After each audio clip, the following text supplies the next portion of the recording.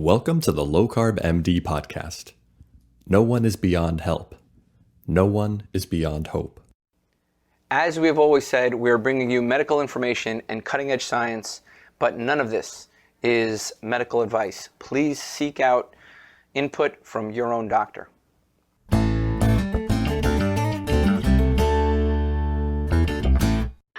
Well, Oh, wait.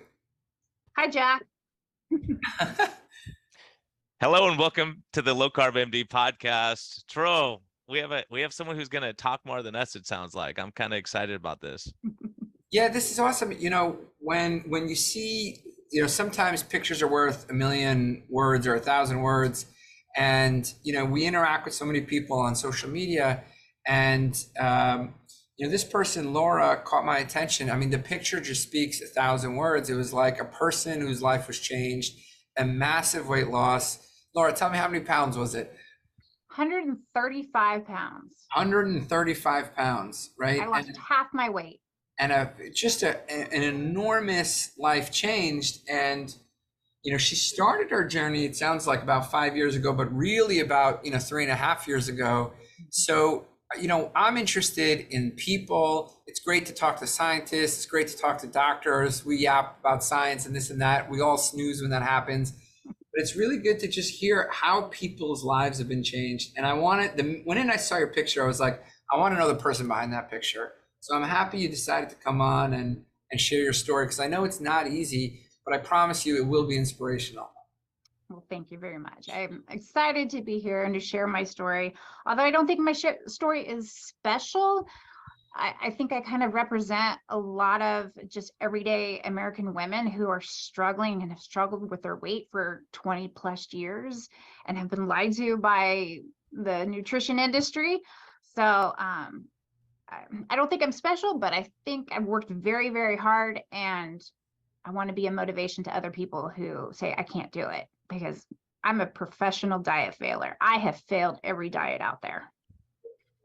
Yeah, me too. Go ahead. Oh, we talked over each other already after we said we could go. We Dang did. it, man. But that's the amazing thing is so many people like you who've accomplished so much. 135 pounds. Very few of us except Tro here can say they've lost 135 pounds, and that is very exceptional. But being able to say, okay, how did my journey go? And I think so many of us have struggled with so much stuff. So we see patients all the time that just gave up. They go, forget it. Like nothing works. They already come in with a negative, like because they've failed everything. It's a disbelief that they can get better. So tell us your story, like going back as a kid, was way to struggle growing up, and how did you get to the point you are now? So weight was not a struggle when I was growing up, because I was very active as a kid. I grew up in that era. I'm 49 years old. So I'm part of that era where we still played outside. We got kicked out of the house first thing in the morning. We played outside, we rode our bikes, we went out and did a bunch of things. It wasn't until my 20s and in college, I started struggling with my weight. And I had learned some really bad habits from my mother, who was an emotional eater. And when life got tough, the ice cream came out, or when life got tough, she would get pizza and wings and things like that. So food became a way of coping in my 20s as I struggled through college and some traumas that happened during that time frame of my life. And I turned to food for comfort, and I went from about 140 pounds up to about 180 pounds by the time I was 24 years old. And that started my really bad habits and my struggling with my weight. So I struggled and struggled. I started doing calorie in, calorie out. I did Weight Watchers. Do you guys remember Susan Powders? Was that her name? Oh yeah. Powders. She had the buzz haircut, right? Like, Yeah. Super intense. Yeah. I was so fascinated by her because she just was so cool. But her motto was, you can eat anything as long as it's low fat. And I thought, wow, I can eat anything. So I could eat this baked potato lathered in butter and sour cream and all this extra stuff, and I'll lose weight. Oh my gosh, this is amazing. Well, it didn't quite work out that way for me. And I ballooned up to, like I said, about 180 pounds.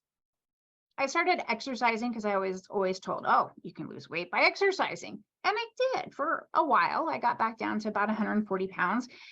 But I couldn't maintain it because I couldn't maintain exercising at that intensity for that long period of time. And it was over about 6 months that it was every day at the gym. And then I got married and life started happening. And next thing you know, I got pregnant. And that changes everything for most women. Once we get to that point where we're having babies, our hormones, we put on weight, we become insulin resistant during our pregnancies, but nobody talks about that. And so with each pregnancy, I have 3 children. With each pregnancy, I put on more weight, a little bit here, a little bit there. And by the time I had my 3rd child at 30 or 33, I was 195 pounds. I had gestational diabetes during my pregnancy, and I had developed, I think it's called postpartum eclampsia, because I didn't have it during my pregnancy, but it was after my pregnancy. Doctors threw a bunch of medications at me, and that's all they did. Gave me medications and sent me on my way, and I had to try and figure out what to do about my weight. I'm a military spouse. My husband was in the Navy for 22 years, and I spent a lot of time alone, and my old coping skills came back out, and I started eating, and I was eating all the right foods, so I thought, and eating every 3 hours, because that is what I had been taught. You have to eat every 3 hours to keep your metabolism going. And I've been with my doctor for, I want to say 21 years. And he was a calorie in, calorie out guy. And I remember going into the office and just feeling ultimately defeated. I had ballooned up to about 240 pounds. Nothing I did was working. Tried all the diets, tried the Weight Watchers, the points. And in my mind, I would trade out, well, I'll just not eat this so I can eat that. And I developed a really bad relationship with food. This is bad. This is good. And that warped into some more issues that a lot of women deal with. And by the time I finally had I'm done with all this weight. Last time I checked, it was 265 pounds. I was on hypertension medicine. I was on metformin for my blood sugars. I had fatty liver. I had horrible menstrual cycles, absolutely horrible menstrual cycles. And my insulin was 26. And I had given up because what can you do at that point? Like, it's just losing 5 pounds wasn't going to do anything. Losing 10 pounds wasn't going to do anything. I had to make a dramatic change. And that's when my doctor, who had some health issues of his own, went to, I think it was LowCarb Denver for a conference. And he came back and he was really excited. And he told me all about it. And I'm like, yeah, whatever. You're not supposed to cut out any type of food. You're supposed to eat everything in moderation. You were telling me a calorie in, calorie out 5 years ago. So what's changed? And it started me down this rabbit hole with my doctor, I will say, with my doctor, and it changed my life. That's the first time we've heard that, Brian. You know, we don't really hear that too often. He must have been a listener of the Low Carb MD podcast, I'd imagine. Well, you know, that's kind of a cool thing. You know, actually, it's kind of a cool thing because Tro and I actually, we were doing how long were we doing the podcast before we actually met face to face in Denver? That's the first time we met, right?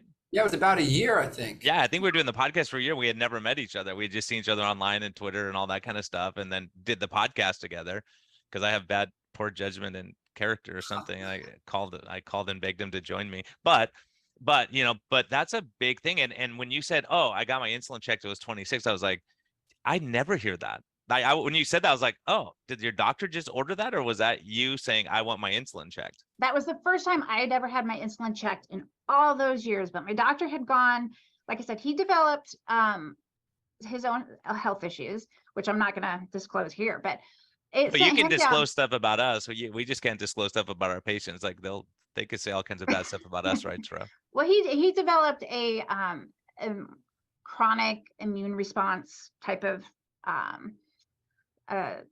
syndrome that he was working with, and he ended up going to Low Carb Denver, and he learned a lot. And he came back and he said, "Let's test your insulin." And I said, "What is insulin?"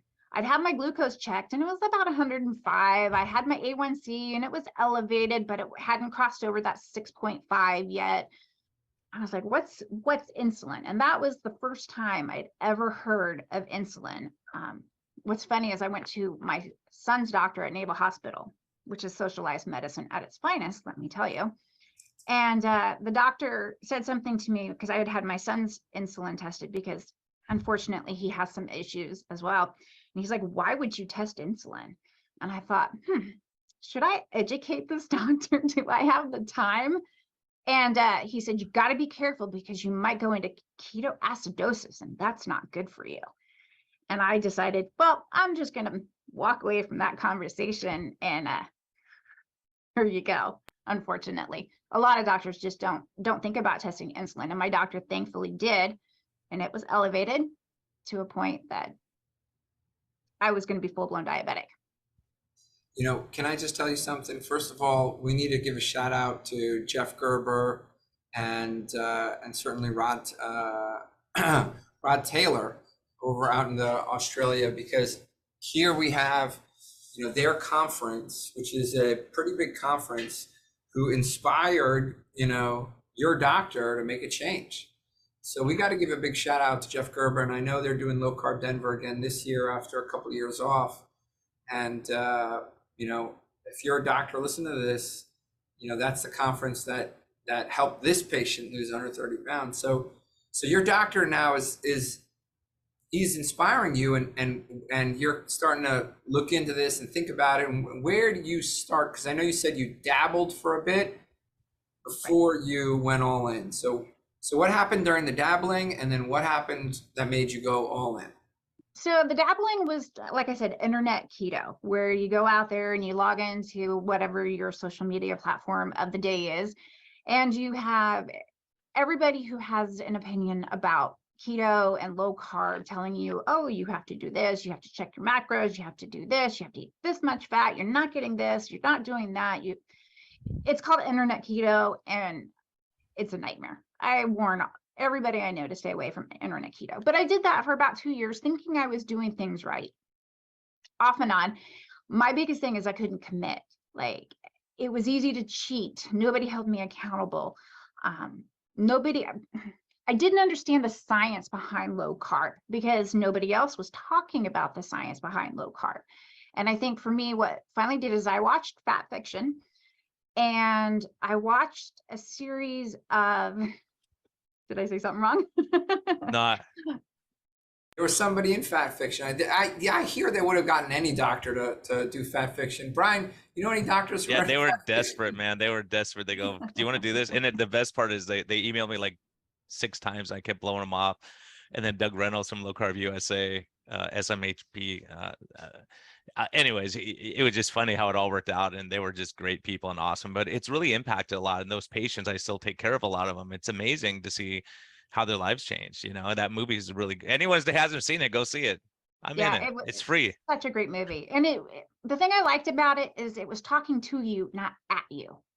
And it was just giving you the information. It wasn't preaching at you. It wasn't telling you, you know, they talked to you and made it so that you could understand it. Because that's part of the thing. The doctors in the world, they can talk to each other. You guys understand a certain terminology. But having somebody in that video actually talking to me and helping me to understand the science behind it was really impactful. And then I watched a series of videos by Dr. Rob Cyrus on low carb down under, I believe. Denver, yeah, I get them all kind of confused. And he had, I think, a series of 10 videos where he literally broke it down. What happens in your body when you take in a carbohydrate, especially a simple sugar, and how it actually acts like crack in your body. And that was the first time I realized that A, it can be addicting. B, I was eating way too much of it. And C, there was a physiological response to food. I never really thought of food as nutrition or as a way to heal your body or something like that, because I was always told everything in moderation. If you don't want to, you know, eat your broccoli, you can eat this as long as it fills in for your calorie intake for the day. But he had a video and it just broke down the science. And I think learning the science behind it in a way that a layman like me can understand was very impactful. That's where we have to meet the people at the street, basically, is helping them to understand the science, that it's not just a diet. There's a science behind it and there's a reason for it.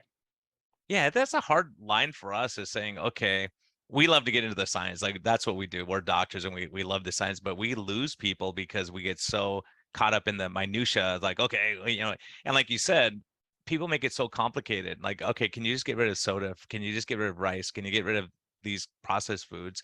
It doesn't have to be counting your macros, all that. People go, forget it. Like if you make the bar too high and too difficult, people say, screw it, I'm not doing it. It's too much. It's out of my league.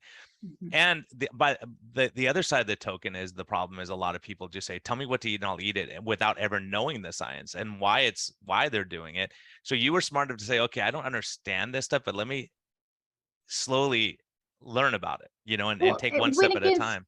It went against everything that I had been taught about nutrition my entire life. It literally went against everything that we have been taught growing up in the public schools, going to see a dietitian when I had gestational diabetes with my third pregnancy. Everything, the whole idea of going low carb went against everything.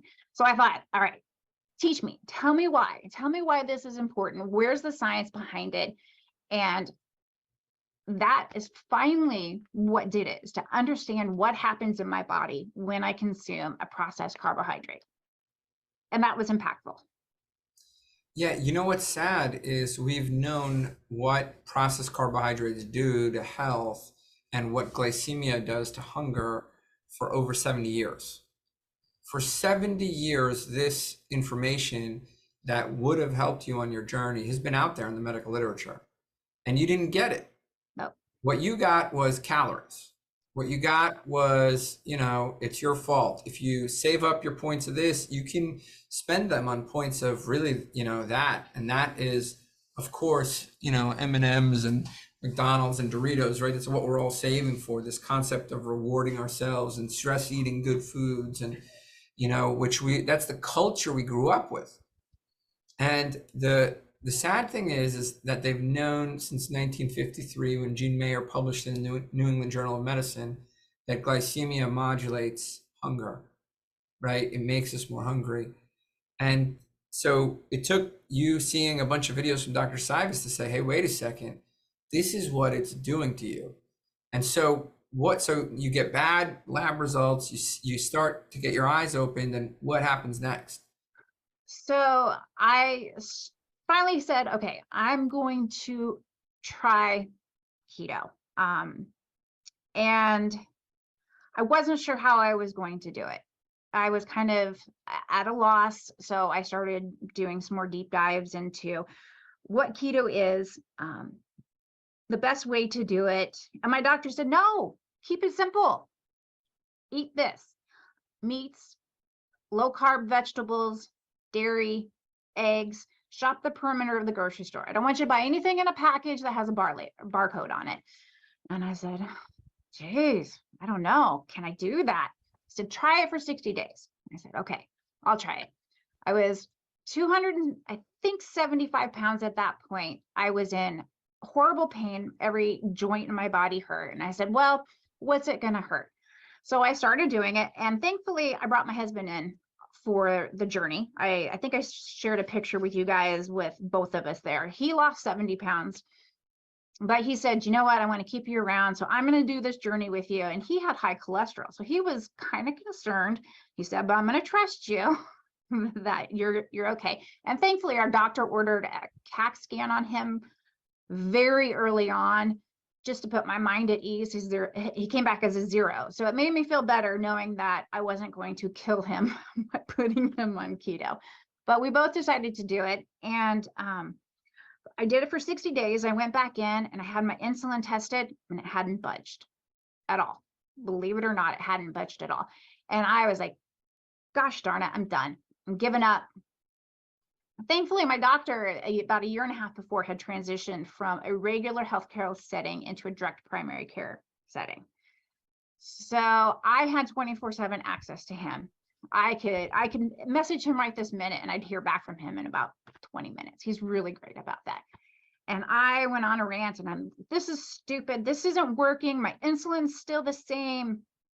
And he said, Laura, stick with it. Give it a full 90 days. Just bear with me and give it a full 90 days, because you are sick. You have insulin resistance. You're sick. You need to give it some time. I wanted it to be yesterday. I wanted it to work overnight. And for some people it does. But people who are really sick with really bad insulin resistance, with fatty liver disease, with a high A1C and high fasting glucose, sometimes it takes a little bit longer for your body to start healing. And he said to me, you're healing your body from the inside out, and the weight loss is a side effect. And I thought, okay, that makes sense. So as my body was healing, he said, you spent 40 some years making yourself sick. Give yourself at least 90 days to start healing, and then the weight loss will come. In my mind, I was only concerned about the weight loss because that was attainable. That was something I could see, I could feel, I couldn't see what was going on inside my body. And so I stuck with it for 90 days, and he did another insulin test on me and had dropped like 3 points. And I was like, oh, it's finally working. It's starting to work. I was super excited. Then he had me buy a little Keto Mojo just to kind of make sure that what I was eating was letting my body go into ketosis. And that was very motivating for me. I didn't chase numbers, but it was sure nice to see, okay, I'm actually in ketosis. I'm doing something right.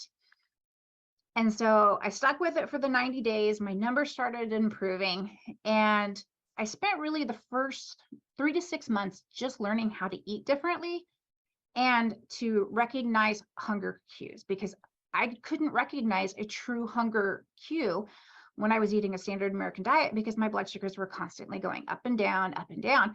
I didn't know if I was hungry because I needed nutrition or if I was hungry because my blood sugars had dropped and my insulin and, you know, the whole thing together.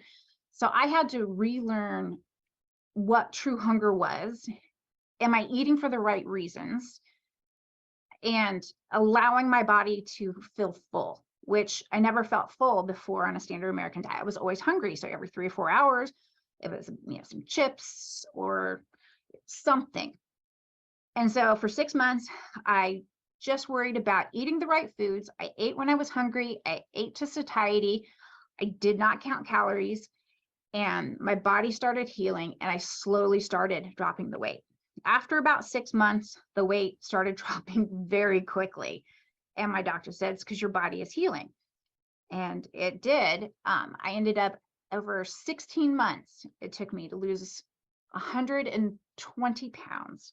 The last 15 took me a year to lose, but I had lost a substantial amount of weight in that first year. I did not cheat. And I think that was the biggest thing I tell everybody. Give your body time to heal. Don't cheat, because the only person you're cheating on is yourself. That's the only person you're betraying by cheating.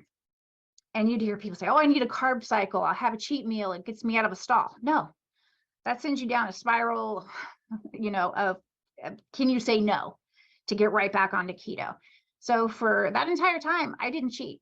I went through a Christmas without cheating. I went through my birthday without cheating. Somebody made me a birthday cake out of ground beef and avocado, and it was the best birthday cake ever. And they put a candle on top, and it was phenomenal. But I had to relearn what types of foods to eat, eating to satiety, and allowing my body the time that it took to heal because I was sick. And then after that, I had to figure out maintenance, but that's how I finally went down the path. I did add in intermittent fasting because my insulin took a very long time to drop. It took a good 2 years to get down to 6. It really did. And I don't know why. It took other people I know, it drops in 3 months. It didn't do that for me, but it is now where I want it. So let's go back. You described, well, first of all, I see Brian, and you tell me, did you notice the DPC doc who cared and was accessible? Yeah, I actually got goosebumps when you said that, because I'm thinking this doctor they changed their practice, they changed their life, they want to help other people, and they realize the way to do it. It's my journey, like realizing, okay, I have to go direct primary care to be able to sit down with an hour and tell you to teach you those things, because I can't do it in 5 minutes. You just can't do it. So the fact you have a doctor who, first of all, I mean, the whole time, Tro, what I'm thinking is, I want to know. I'm like, we have to get this doctor on the podcast. I'm excited to get hear him on. Can we get him on? What state are you in, by the way, Laura? I'm in Washington State. Okay. So that's what I mean. Like having doctors, like that's who we want on the podcast to say, look, here's the standard of care. And I'll get political just for a second, Tro. It's in my blood sometimes. But the reason I'm so concerned about this AB 2098 in California, meaning that if you don't go with the standard of care, we could take your medical license. Your doctor went against the standard of care, and as a result, you lose 135 pounds, reverse your diabetes, get all your health right. But the authorities can say, well, he's going outside the standard of care, so we're coming after. And that's what we were concerned about when we watched Gary Fettke and Tim Noakes and all these people go through this stuff. You think, gosh, they're helping people and they're getting penalized. And so the fact that your doctor reversed himself and said, okay, what I've been telling you is wrong, I got to change what I'm doing, that's a great doctor. And that's who's getting attracted into direct primary care. And so when people say, just stick to low carb and talk about that, don't talk about all this other stuff, I'm like, that affects the whole picture. Because if we want to help people, we have to do what works. And if I have clinical experience, and part of the reason we did this podcast was to show, look, there's doctors in Washington State, there's Washington doctors all over the country helping people get better. The standard of care is wrong, and we have to fix that. We can't just say that's a standard of care, we're just going to stick with that for the next 100 years. How many people do you kill? Where would you be now if that doctor didn't take a stand and didn't go to Denver and didn't learn? It's devastating. Plus the rainbow the ripple effect that comes out of that is you help your family, your neighbors, your friends, someone that, at your work or whatever, that they see there's a hope too. And so I think that's the huge point, that your story, that's why I get goosebumps and I get really excited. This is what people need to hear. Is like, look, I'm a normal person. I just had a doctor who supported me on my journey, So we want to get your doc on and talk to him and say, hey, if there's other people in the area that don't know there's someone that can help them, that they can have the same journey as you. Yeah, my doctor, he did have to defend his license. Let's put it that way. He got attacked. I don't know if it was so much for the low carb, but he stood up for what he believed in over these last couple of years. And he would have been on the podcast with me, but I think right now he's taken a break from having to defend himself, unfortunately. But I'll definitely pass the information on. He's a great doctor. I've been with him, like I said, for 20 some years. And it really was an evolution of him watching me watching him. And if I had not had that support, I don't think I'd be here today. I really don't. See, the real story here, I think, is a story of empowerment. Brian, like it's docs wanting to empower their patients, right? And that's what low carb does. And that's what, DPC does.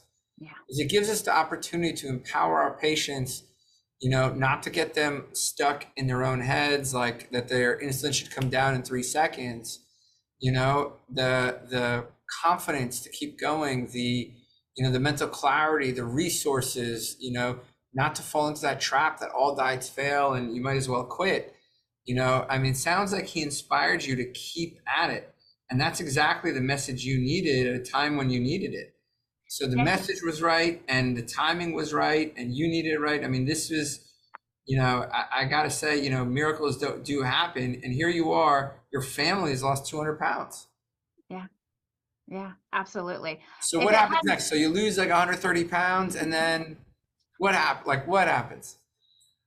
I will say it's been hard, but it's been a very challenging learning experience. So in my head, I'm still a fat girl.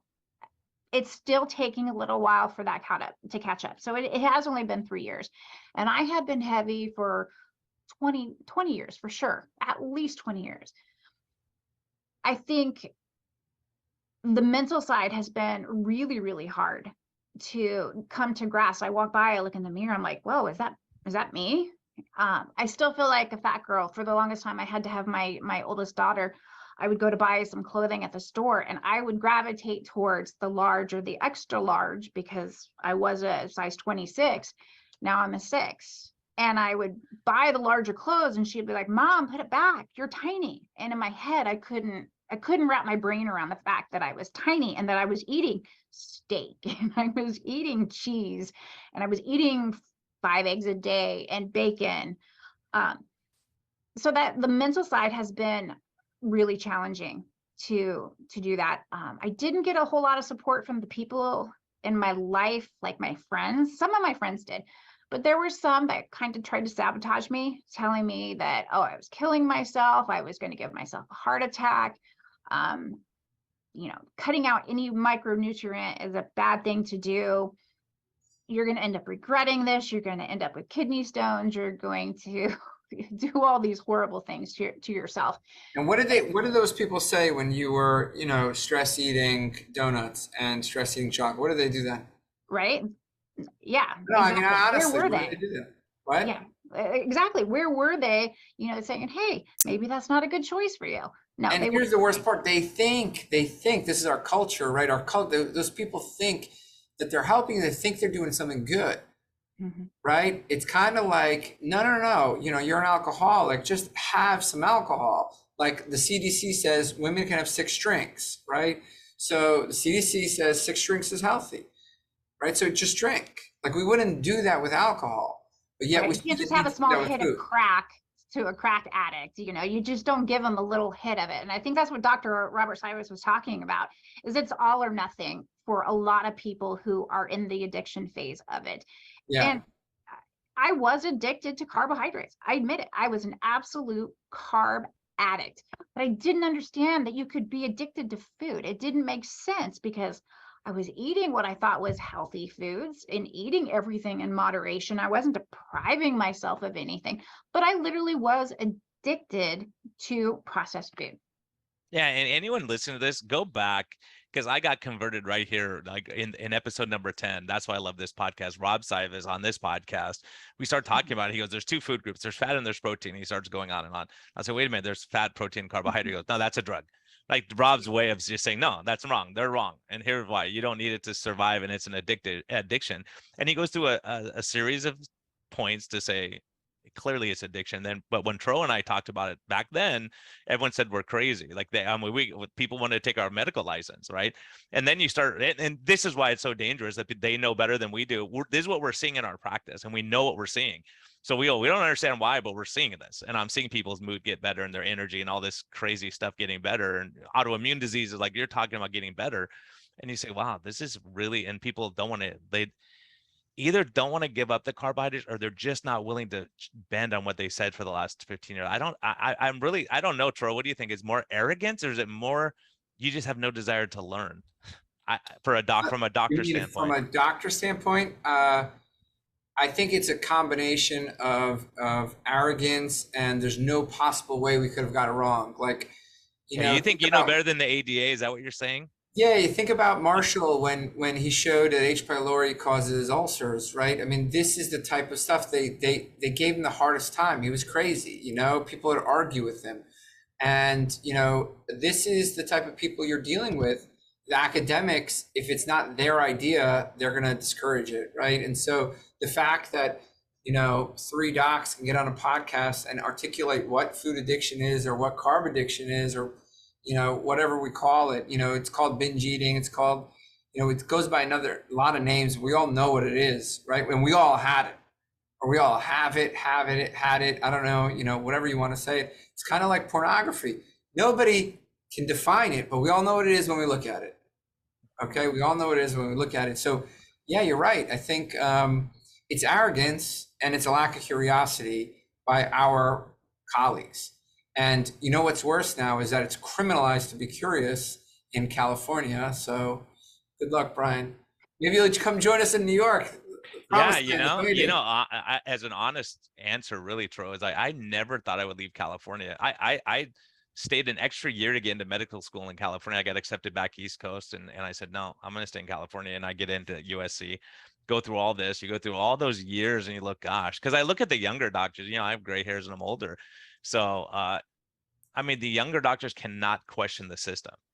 If I question the system, you kick me out of the state, I can get licensed anywhere, right? I'm not too worried about that. But you hate to be chased out of your state for saying, hey, I'm trying to help patients, and here's my numbers.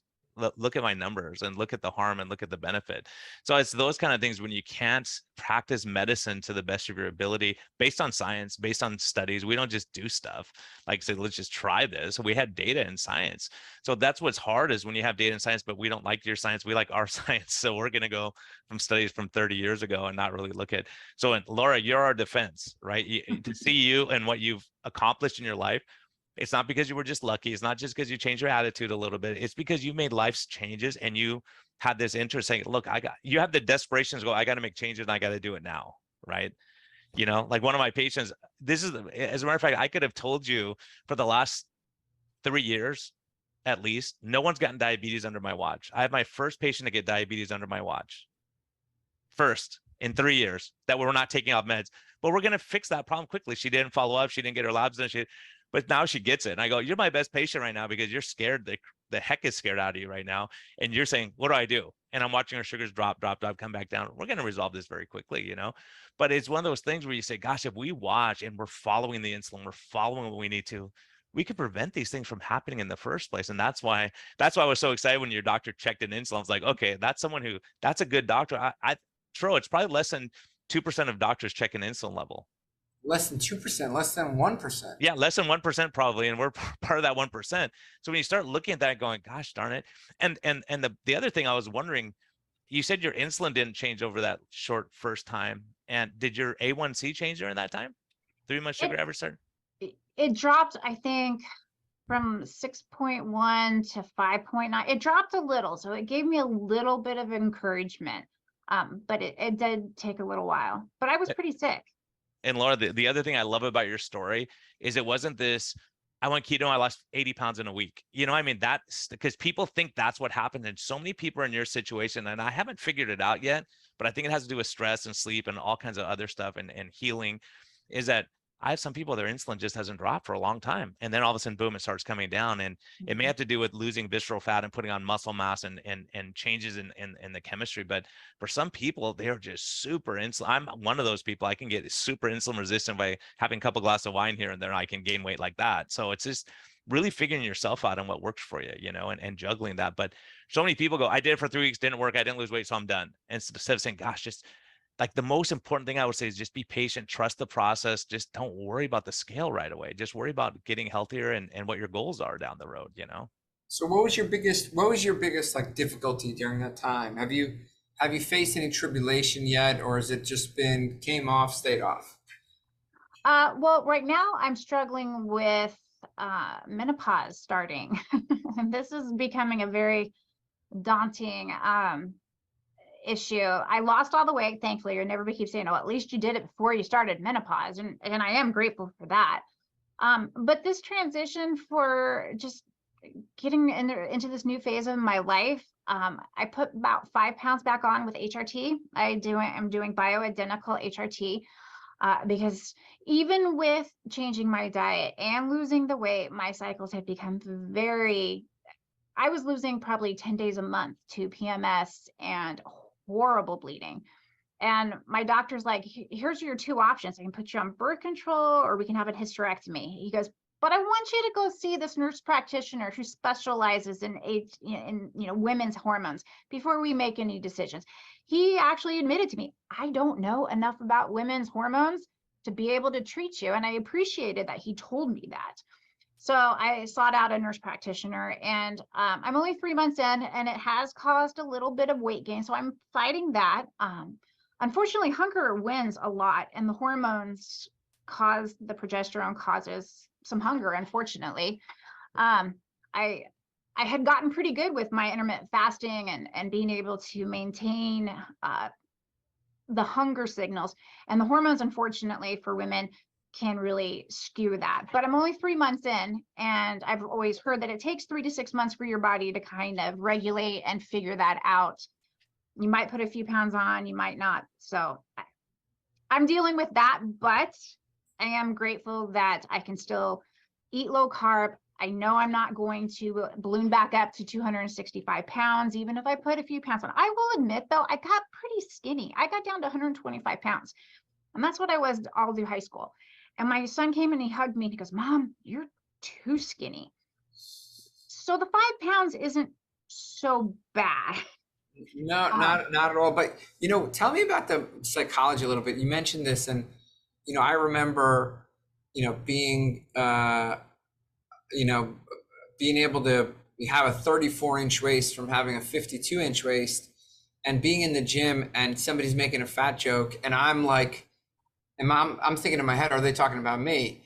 I'm on a treadmill, or I'm on a Stairmaster, and somebody comes and talks to me, and they're coming talking to me, they're just yapping away. I'm like, why this person's like talking to me? And I'm like, leave me alone. I'm at the gym, like I have my hat on, I have my thing on, you know, I have my cap on, my hoodie on, like, can you see I have a headset on, and like talking, you know, and I'm like, just leave me the fuck, like, who is this person, you know? And then later on they come and they like want to exchange numbers, and it hits you like they're looking at you differently than you expected them to look at you, and they're like, but that mindset, like even when I walk still to this day, when I walk in a narrow area, I turn sideways. And my son's looking at me, he's like, why are you turning? You know, but it's like when you're bigger, you know, you have this kind of these patterns of living, like people don't think you got to fit into a narrow area. You know, you don't The want your bathroom stall was the worst. The women's bathroom stalls, they're like this big. And when you're heavy, you have to turn sideways and maneuver the Yeah. door and get in and try to Yeah. take care of business yeah, and get back out. And you're so humiliated by the time you get out when you're that heavy. You're sweating because the whole process, and that was horrible. That's absolutely can't horrible. fit into rides at carnivals and stuff like that. So tell me about Airplanes. mindset. Airplanes, yeah. Yeah. Oh, airplanes are the worst, Brian. Don't even get me started on that. So how do you? So that Wait, let me do a caveat right here real quick. yeah. That's the reason Tro's my co-host on the podcast, because I always watch him be a hothead on there, and I'm like, man, this guy has a great story. He like amazing. He's a New Yorker, strong personality. But then when he shared that story, I go, that's the guy. That's when I reached out to Tro. I said, you know what? You get it.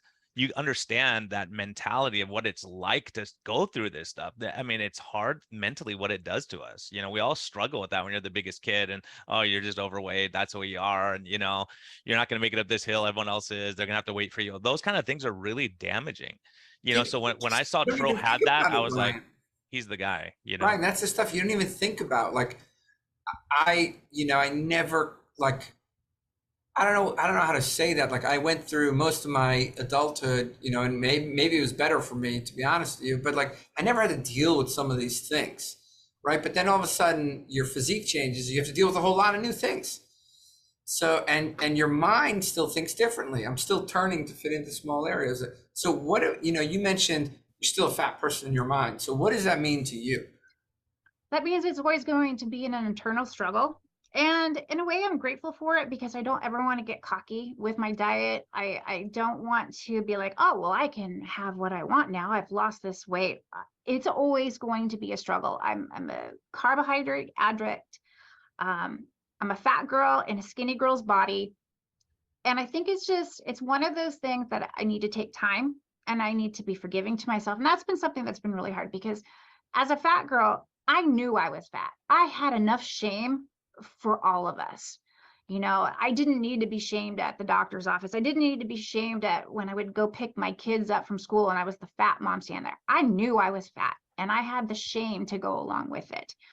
It's letting go of that shame and kind of embracing where the beauty of what my body has done. It has responded. It has lost this weight. It has blossomed, and I have extra skin and I'm trying to wear it as a badge of honor.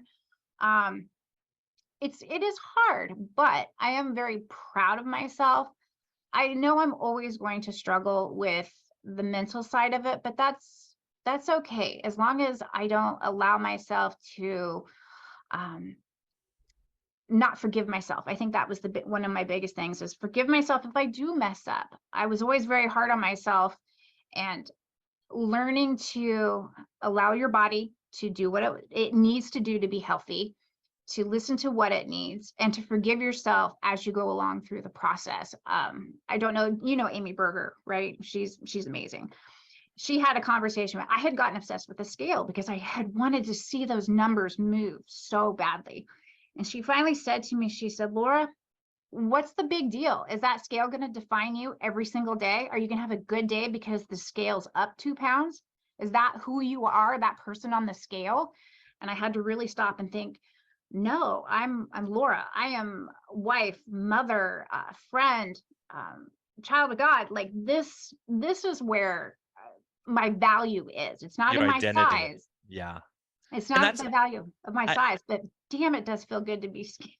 Yeah, and I was going to ask you, was there ever a time where you resented where the way people reacted to you differently when you lost the weight and during the process? Was that ever an issue where people make that the focus of who you are? Yeah, some people have been very kind and some people have been really unkind. People definitely treat you differently when you're heavy. They look at you differently, like your self-worth isn't there, that you're not worthy to be a part of the society because you have no restraint. You're just a glutton. You are overeating. You're choosing to do this. And I don't think I was choosing it because I didn't want it. I just didn't know how to break that cycle. And I was doing all the things I was told I was supposed to do, and my body didn't respond to it. So people were very, very cruel when you're heavy, and they make you feel very, very bad. Like you deserve to be fat because you're opening your mouth and putting that food in there, which is really sad because it's not how much we're eating per se. It's what we've been told to eat all these years. I was told, you look at the food pyramid, and I was told pasta was good for me, okay, pasta, rice, crackers, whole Just make sure grains, it's brown, right? Right? Yeah, Melba whole toast, rice grains. crackers, all this stuff that I ate for all those years, green drinks, and you go, gosh, dang it, I gained weight like crazy doing stuff I Fruit. didn't enjoy it, Fruit in general, everybody's like, oh, you can't go wrong with fruit. So what, 2 bananas a day? That's tons of sugar. But it's just how my body responded to it. I have a daughter who's 22. She can eat whatever she wants, and she's skinny as a rod, and I'm jealous as can be. I just wasn't built that way, unfortunately. And I think there is a hereditary factor to it because my mom was overweight. Her mom was overweight. And I don't know if it passes down, if it's the learned aspect of it, that you learn to eat based upon what your parents eat, or if there is a genetic component to it, which I think there's a little bit. You can't blame it all on genetics, but I look at my son who is 16, and he's struggling with his insulin. His insulin was high, and he's the one I had gestational diabetes with. So I don't know. And I feel bad that, did I give him this insulin struggle at 16? Thankfully, we're addressing it, and he's, working through it. But society tells him his school lunches are horrible, so he just doesn't eat school lunches. He'd rather go without eating than eat the food that they provide for him. But they say it's healthy. And he's like, Mom, it's disgusting. And this is what we're feeding our kids. So it's no wonder that we're growing up to become adults who don't eat properly for our bodies. Yeah, that's a huge thing. Can I tell you one thing? No. Insulin resistance was probably a survival advantage at one point. Imagine there's a famine and you're delivering high sugar to your offspring because of insulin resistance when you're pregnant. Imagine, you have less food available, but more energy in your blood, right? So these are things that are likely advantages 1,000 years ago, or probably even up to 500 years ago. It's just the minute, the Dutch tea company and started trading sugar and, Coca-Cola and then Nestle, this is when things went haywire.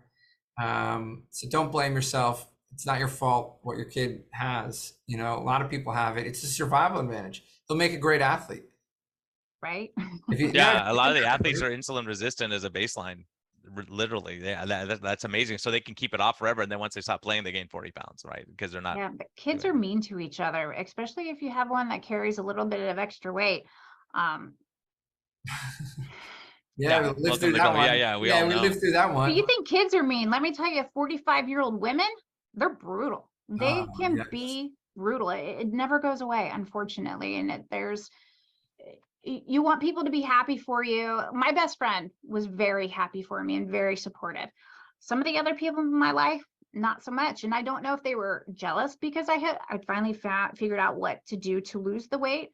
And I don't know why people wouldn't want the best for you, but unfortunately there are people out there that don't, and they see you making progress and looking better and feeling better, and they want to sabotage you, unfortunately. That's when you find your true friends, when you go through the hardest times and when you go through the best times. When you're really successful and doing well, you see who lifts you up and helps you. And when you're struggling, you see who lifts you up and helps you. Other people say, I'm gonna wash my hands of you, too much of a liability. So it's those kind of things that really, it shows character. And I think that's so true. When you put yourself out there on a public forum, like someone like what you're doing, on social media, and then people are going to, oh, look, you have loose skin. Look at that. Look what she's accomplished. Like, people are so nasty instead of looking at the good. And it just tells you, like, I interviewed Zuby a year ago or so, and he said that it says more about the person making the comment than it does about you when people are attacking you. So, unfortunately though, up here, when you still feel like a fat girl, you're like, are they right? Am I unworthy? It It is still an internal hurts. Yeah, battle. yeah, it Yeah. still hurts. But at some point you go, okay, I'm going to consider this source. And, if you want to take their advice in real life, then you don't take it on social media. There's certain people you trust and enjoy their input. If they're really trying to help you, go, hey, have you thought about this or trying this? Here's what worked for me. It's cool. But the other side of the coin is some people like you, I'm not saying you or this person, but when you lose 135 pounds, you want to evangelize the world, right? Just like when you become a new believer, you want to say, oh my gosh, you got to do what I'm doing. But not everyone's going to want to do what you're doing. And that's the hard thing, is having that balance of saying, okay, if you're interested, I'll help you. If you're not interested, I'm not going to, corner you and say, you shouldn't be eating that cookie right there. Right. And I have had some people reach out to me to ask for help and what have you done? And some of them are ready to make the change and some of them aren't. And I don't know if there is a certain factor. I don't know for you guys, if there was like a certain moment where you finally just had enough. But I think that has to come from within. You have to say, okay, I'm tired of being this way. I'm ready to make the change. And I think a lot of society, they don't have that readily to be able to say. I think we all have it inside, but being able to say, I'm ready to make that change and how am I going to do it is a very hard thing to do. If I was a doctor who if I was like trapped in the system, like your doctor was before he made that change, this is what I would do to cut the riffraff. I would put a big poster up that says, if you want to come off your medications, ask me how to do it. Right? Ask me how to do it. And then I would never talk to anybody about it unless they asked me. Right? That's what I would do, because the problem is if that person is not ready to hear the message and you're like, all you need to do is cut your carbs and address your food addiction, they're like, you're apeshit crazy. I can't even go a second without eating pasta. Like, I can't do that. And that's honestly, right? Tro, that's what we've done too, is that's what we've done with our practices. People know, they're saying, hey, I want to come off my meds. I want to be healthier. I want to be there in 10 or 15 or 30 years. So those are the people that we've selected for now, because most people aren't going to pay us if they just want to do the standard of care. Go down the street. It's not worth it. Go on insulin, go on your drugs and do all that stuff. You could pay me $100 a month, or you could pay your copays at $300 a month. I could save you $200. I've saved people money by just from taking off meds and helping them. And plus you're going to have longevity of life. Right? I saved somebody $400. People get paid to see me because I go through their supplements. I'm like, actually, like that $50 in supplements you're spending, are not there. And then the $100 in medications that you're paying the copays for are not needed. Right? We save the money, and that's the sad thing. But that's what we've done. We've set up these like, people know, they come to you because they want a certain outcome. They have a medical goal. Right. And the problem is you can't just go to anybody and say, this is how to do it. Otherwise you sound like the guy in the street saying,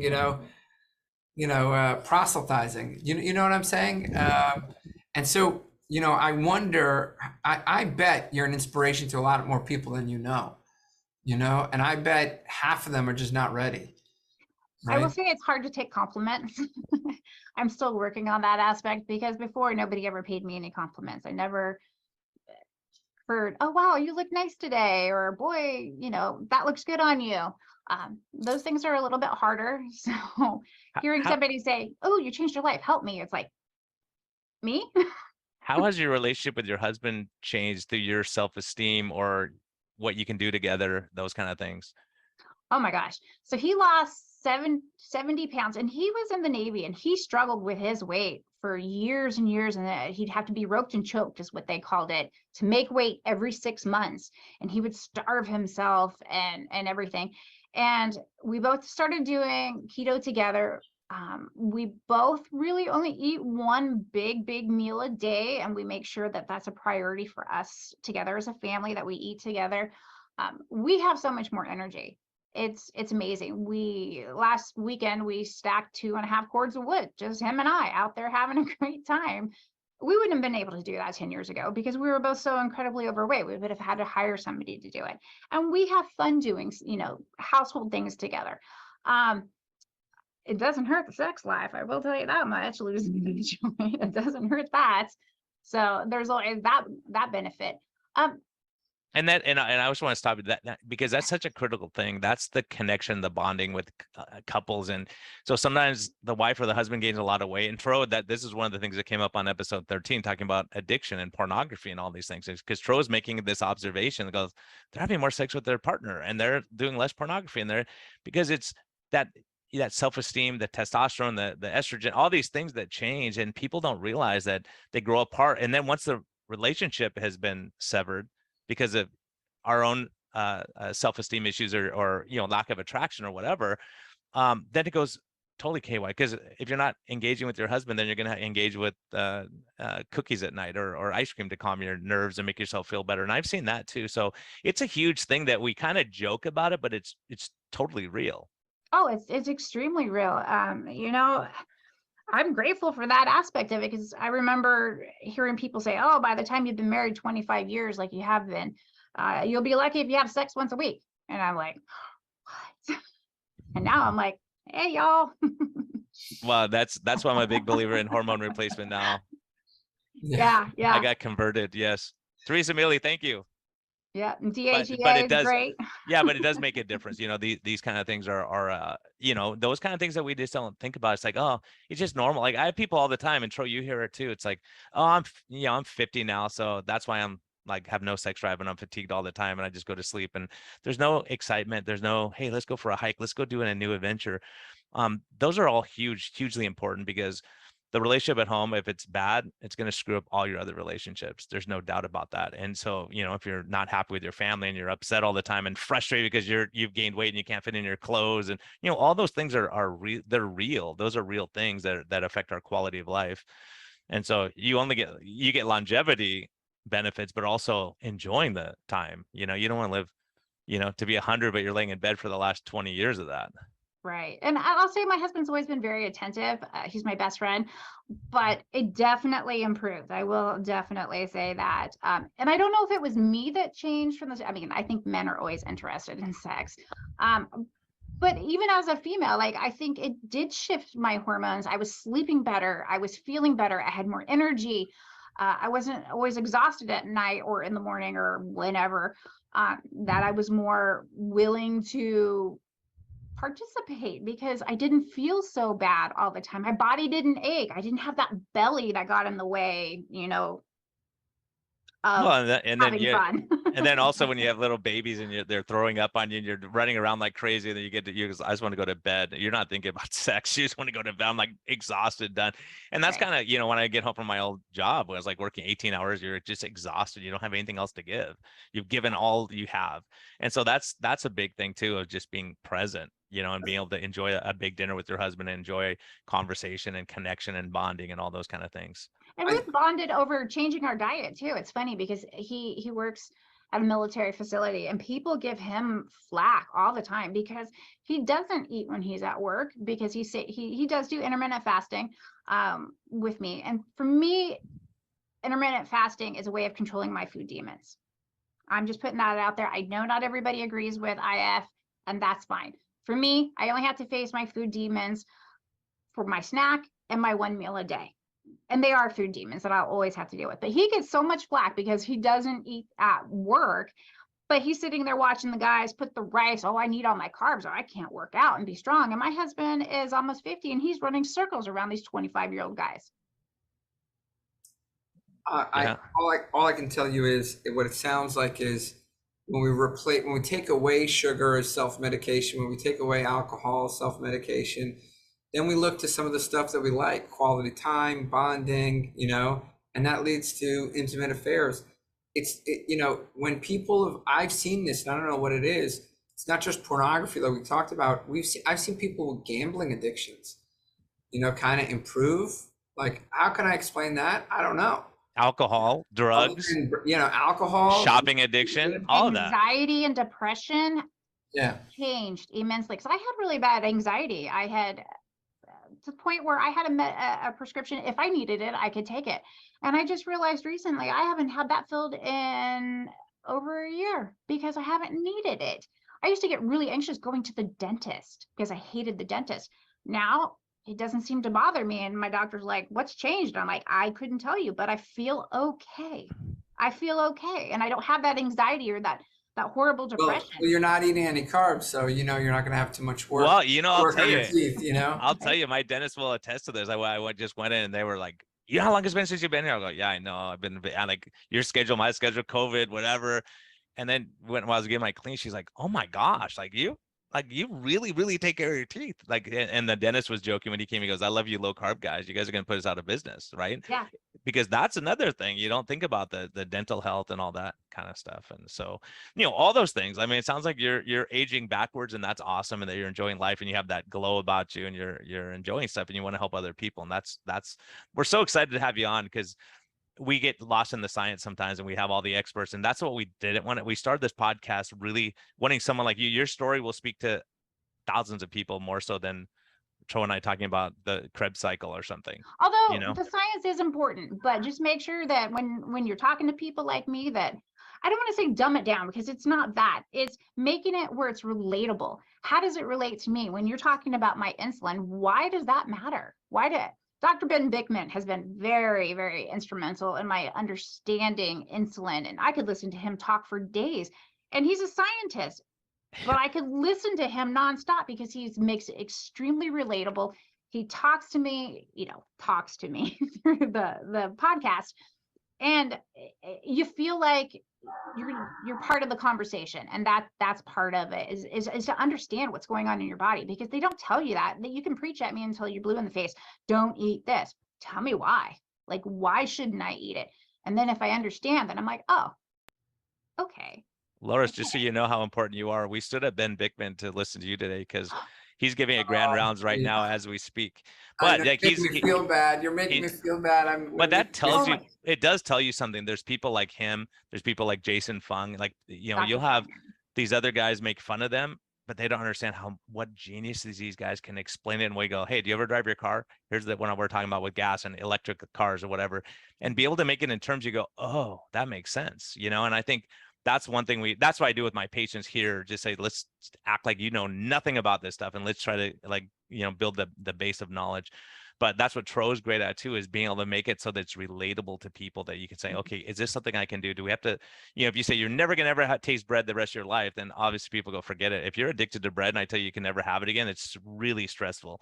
So we figure out ways around that. And I think that's the huge thing. And your story is so great because there's so many nuggets that you have, like, about your doctor, about you changing, about not being fanatical, and also wanting to give up right at the beginning because you didn't have the results right away. This message is so important for people to hear, because that's the thing, is they think I'm going to go keto, I'm going to lose 30 pounds and I can wear my wedding dress in a month and everything's going to be great. Well, it doesn't work that way a lot of times, and we're trying to mitigate the damage of just saying, screw it, I'm going to go eat cookies every night. I'm not seeing any benefit. But that you stayed the course. It doesn't stop. Like, I'm not cocky enough to believe that I could ever go back to my regular diet. I know this has to be a way of life for me for the rest of my life. I know I can't just say I'm going to go off for a vacation and go right back to it. I have to be diligent every day because of that food addiction, and addressing that with Dr. Tarman, Vera Tarman. Yeah. She's been instrumental. She's going to be in Denver, I think. Yeah. Yeah. Oh, she's amazing. She's going to be in Boca, actually. On Boca. Oh, Boca. Yeah. Yeah. She did something for the Adapt Your Life with Dr. Westman. She did a podcast, or not a podcast, but a series on sugar and addiction, and really understanding that addiction side of it really kind of makes you realize, okay, it's more than just I'm putting food in my mouth. There's a reason why I am doing what I'm doing, and there's a reason why I shouldn't. And understanding how it all goes together is really instrumental in being able to make the changes. Yeah, Joan Iflin, Bitten Johnson. There's so many great people out there who are talking about it finally, which is great. Well, she's been talking about it way before we were, but to be able to say, look, here's the scientific evidence. Here's what's happening, and putting scientists together, like Ben Bickman. I love him because I use his stuff every single day in my practice because it's practical, and you go, look, here's what insulin does. Here's how this works. Also coming to Boca, by the way. Ben Bickman's also going to be in Boca. Go ahead. Sorry, Brian. Oh my God. You're rubbing it in, man, because I can't be there. I got stuff going, but yeah. If I could just sit and talk to Ben Bickman and pick his brain on the mechanics of insulin, that would just be fascinating. Anytime I see a podcast pop up, I listen to it because I learn something new, and that constant education is really, really important. and not that he is a great person. He's a kind, He's very decent, relatable. he is who you want to be your neighbor. He's who wants you. I mean, he's you know, I got to sit down and have a hot dog with him, actually, with no bun. We were good at that part of it. But he goes, let's go get it. I'm like, I'm gonna eat a hot dog with Ben. But we sat and I got to tour his lab and go spend time with him and just talk about life and what matters. I mean, he gets it. He gets life. And so there's a lot of people out there that are such good people. And that's the one thing is, Tro, how come I don't have you on my podcast? You and the missus have to come on. There's a public notice. I'm gonna send you an invite. You guys got to figure out your all you have to schedule. do is, yeah, she'll tell you how terrible of a person I really am. Tro's trying to take over the world instead of coming on my podcast. So we're gonna make that happen too. But you know, I think it's just when you see the decency of all these people, that's the thing that I've been impressed with in the community. You know, Jeff Gerber, Ivor Cummins, all these people that you just, when you sit down with them and you get it, you understand what makes them tick and what matters, you know. Well, and you said it right yeah. there, community. That is a huge part of it, is finding your tribe, whether it's in the low carb community. I mean, I feel like I know you guys because I've listened to both of you guys on podcasts and stuff like that, and Dr. Bickman and Dr. Westman and Amy Berger. I feel like you guys are my friends, you're part of my community. And that really is key for the everyday person, is to feel like we're part of the community along with you guys. I mean, you guys are brilliant and we love listening to you, but including us in, like, bringing me onto the podcast. I'm a nobody living in Washington State who's just struggling. But boy, this right here has been amazing, because this is going to fill my tank and just really motivate me to go out and help other people. And something I do is I take people to the grocery store. I take them into the grocery store and we look at food labels and we walk around and I say, look at this, you can eat this. This is why you want this. This is why you want to avoid that. But I get my information and my training from you guys. So you guys are very impactful to the everyday person like me, who's just trying to make a difference. So I thank you guys very much for being there for us, because without you guys, I wouldn't be here. Yeah, our tanks are full. My tank's full right now. You know, this is what we love. Like, hearing your story is so encouraging. And I know I can say, you know what, my patient's struggling, go listen to Laura's story. I don't have to talk to you for 2 hours. Just listen to this podcast. But what I'm surprised by, Tro, is how many people don't listen. How many people just go like, oh yeah, I haven't had time to listen to that episode with Ben Bickman and Ted Naiman, right? Oh my gosh, just listen to that. And you're going to know more than anyone on earth about exercise and activity and all these things. So it's great to have this as a resource for our patients too, that you can go to this and listen, go, oh, you're struggling with addiction, listen to this episode, or you're, you know, and that's why it's such a valuable resource. And, you know, we're doing good work, Tro. You know what? 4 years in, I think we're doing damn good work. This is our 4-year anniversary is pretty much now. I think our first episode released 4 years ago. Isn't that crazy, Brian? Yeah, right before Thanksgiving was surviving the holidays. We should do a retake on that. Yeah, you know what? I just got to say thank you to both of you, Dr. Brian Lenskis, Laura Turner. This has been awesome. You're going to inspire so many people. It filled up my tank, you know, just to hear about you and you know, your family's lost 200 pounds. That's crazy. That is crazy. And now it's rubbing off onto your son and how you're helping him and protect him. And I'm sure you've helped lots of other people. And this is it. You know, guys, it's an eternal struggle, and that's okay. You know, we can't flick a switch and turn off or drive to eat. And, you know, you have to address this and keep at it. And it's a lifestyle, not a diet. So, you know, thank you to both of you guys. And this has been awesome. And if anybody wants to connect with me, I have a small little Facebook group on Facebook. It's called Keto Life with Laura, and I share my recipes, because I think that's one of the biggest things. People go, how do I make this an everyday thing? And I cook everyday recipes for a family, and I post them and I share them. So if anybody wants to find me, Keto Life with Laura, and then I'm on Twitter following you guys, Laura Beth Turner, find me. You can see all the foods I make. Awesome. Perfect. Okay, guys, check that out. And one more time, Laura Beth Turner on Twitter. And what was the Facebook group? Keto Life with Laura. Keto Life with Laura. I got to check it out. I'm gonna sign awesome. Me too. And my doctor's in there, and I have my doctor and a pharmacist who are both in there, and they're both very active and very helpful as well. So Facebook, what is that?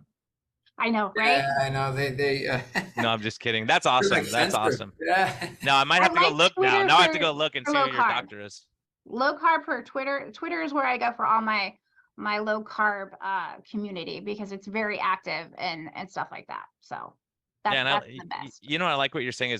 I was thinking that when you were talking, it's like, it's a community, not a tribe. right? So many people think you're tribal, and what they call you, Tro, where they say we're, gosh, what's the word? Like when you're Zealots. zealot, you're a zealot. I was like, I know Troy's not a zealot. Neither is Sean Baker. Neither are most of the people who are doing something with their life are not zealous. They go, hey, if that works for you, cool, do your thing. I don't care, right? It's a So Laura, community. thanks so much. This is such a blessing Thank to have you. you. It's so cool to share your story, and we're honored to provide a platform for that. I'm sure a lot of people are going to be calling you to get you on their podcast when they hear this. Thank you for your time. And really, both of you, thank you for being there and doing these types of podcasts and talking to the everyday person like me who's really just trying to keep their head above water and figure things out. So thank you very much for having me. Thank you. And thank you, Thank you. Patreon. Thanks for listening, and thanks for your continued support.